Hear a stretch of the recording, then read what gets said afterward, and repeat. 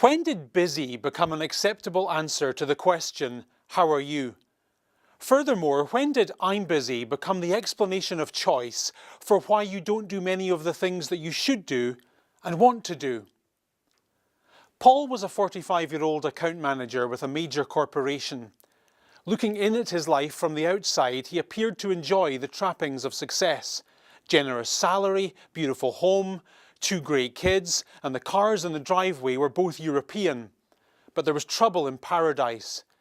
When you peeled back the veneer of his achievements, he increasingly felt that he was being held hostage by an ever-multiplying mob of commitments, and that the growing list of things he was doing was getting in the way of the things he wanted to be doing.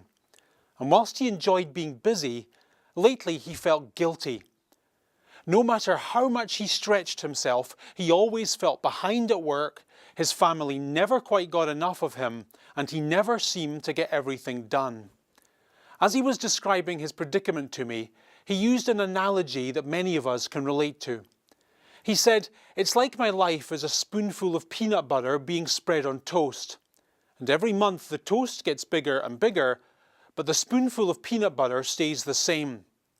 And as I get spread thinner each month, I fall further and further behind." Do you ever feel that there's more to do than there is time to do it? Do you ever feel that things that aren't taking you where you want to go are taking up too much of your day? Do you ever feel that you're not as successful as you could be because you're too busy being busy? For Paul, this dilemma was keenly felt because he knew exactly what he wanted in life. He wanted to exceed this year's sales targets, he wanted to maintain a good relationship with his children, and he was determined to be fully present in his marriage. Good goals. But the thinner his life was spread, the less he was able to meet them. So in frustration, he reached out to me for help, and the first thing I asked him to do was keep a detailed track of how he was spending his time. I said, there are 168 hours in a week, no more, no less. So keep a detailed record of how you're spending them. At first, he didn't want to do this because it felt weird. So I said, look, on your wrist, you have a device that keeps a detailed track of the number of steps that you walk in a day, and that's good.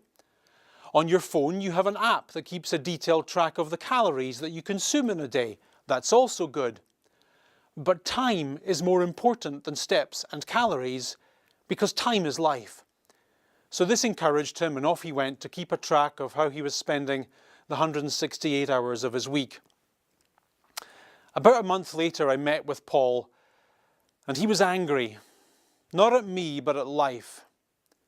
Because when he looked at how he'd spent his time, he immediately realized that there was almost no alignment between what he really wanted and the things he was actually doing.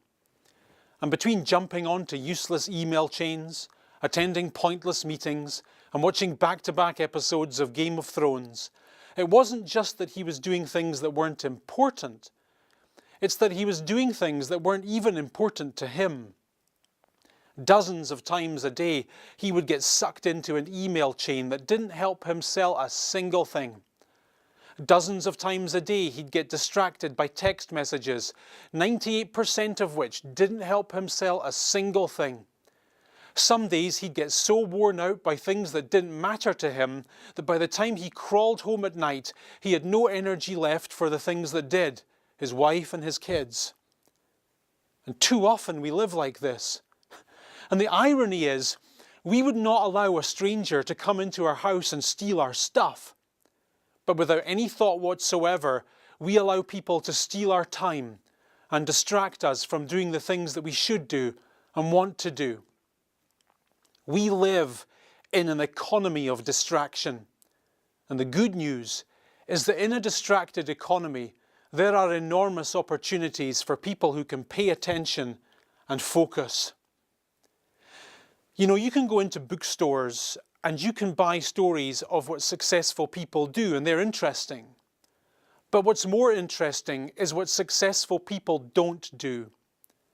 The people who consistently break through to the next level of success are very diligent about spending their time in such a way that aligns with their priorities and they don't allow their life to get hijacked by anything. We guilt ourselves into doing more and more things, thinking that the answer lies in more. But when you look at the lives of highly successful people, you discover that they don't do more than they do, because they understand that in a distracted economy, there is real value in attention. You know, the way to success in this new economy is to stand in the room of 1,000 doors and know exactly which 999 of them you should close. The fastest way to get anything done is to stop trying to do everything and focus on the few things that lead to maximum results.